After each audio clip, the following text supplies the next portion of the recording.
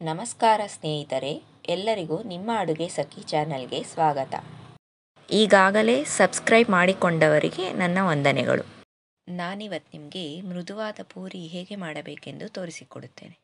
ಪೂರಿ ಮಾಡಲು ಬೇಕಾದ ಪದಾರ್ಥಗಳು: 1 ಬೌಲ್ ಗೋಧಿ ಹಿಟ್ಟು, ಅರ್ಧ ಬೌಲ್ ಮೈದಾ ಹಿಟ್ಟು, 1/4 ಬೌಲ್ ಚಿರೋಟಿ ರವೆ, ಅರ್ಧ ಸ್ಪೂನ್ ಉಪ್ಪು, 2 ಸ್ಪೂನ್ ಹಾಲು. ಒಂದು ಮಿಕ್ಸಿಂಗ್ ಬೌಲ್ ತೆಗೆದುಕೊಂಡು ಗೋಧಿ ಹಿಟ್ಟು, ಮೈದಾ ಹಿಟ್ಟು, ಚಿರೋಟಿ ರವೆ,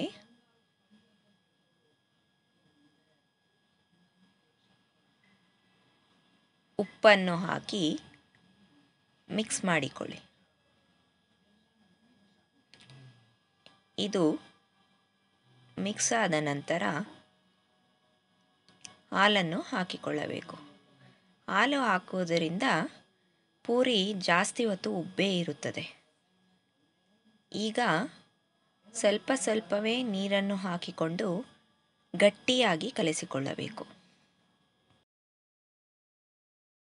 ಈ ರೀತಿ ಗಟ್ಟಿಯಾಗಿ ಕಲಸಿದ ನಂತರ ಇದರ ಮೇಲೆ ಸ್ವಲ್ಪ ಎಣ್ಣೆಯನ್ನು ಸವರಿ 2 ನಿಮಿಷ ಹಾಗೆ ಬಿಡಬೇಕು. ಈಗ ಸ್ವಲ್ಪ ಹಿಟ್ಟನ್ನು ತೆಗೆದುಕೊಂಡು ಚೆನ್ನಾಗಿ ನಾದಿಕೊಳ್ಳಬೇಕು. ಈ ರೀತಿ ಚೆನ್ನಾಗಿ ನಾದಿಕೊಂಡ ನಂತರ ಸಣ್ಣ ಸಣ್ಣ ಉಂಡೆಗಳನ್ನಾಗಿ ಮಾಡಿಕೊಳ್ಳೋಣ. ಒಂದೊಂದೇ ಉಂಡೆಗಳನ್ನು ತೆಗೆದುಕೊಂಡು ಪೂರಿ ಆಕಾರದಲ್ಲಿ ಲಟ್ಟಿಸಿಕೊಳ್ಳಬೇಕು.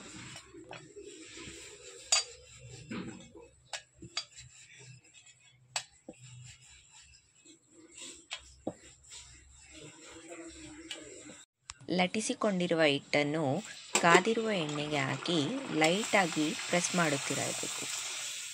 ಈ ರೀತಿ ಲೈಟಾಗಿ ಪ್ರೆಸ್ ಮಾಡುತ್ತಿದ್ದರೆ ಪೂರಿ ಚೆನ್ನಾಗಿ ಉಬ್ಬಿಕೊಳ್ಳುತ್ತದೆ.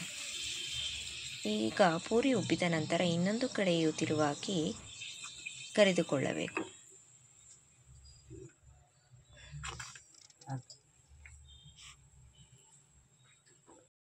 ಈಗ ಮೃದುವಾದ ಪೂರಿ ಯಾವುದೇ ಕರಿಯೊಂದಿಗೆ ಸವಿಯಲು ಸಿದ್ಧ. ಇದನ್ನು ಮನೆಯಲ್ಲಿ ಮಾಡಿ ಸವಿಯಿರಿ. ಇಷ್ಟವಾದಲ್ಲಿ ನನ್ನ ಚಾನಲ್ಗೆ ಸಬ್ಸ್ಕ್ರೈಬ್ ಮಾಡಿ.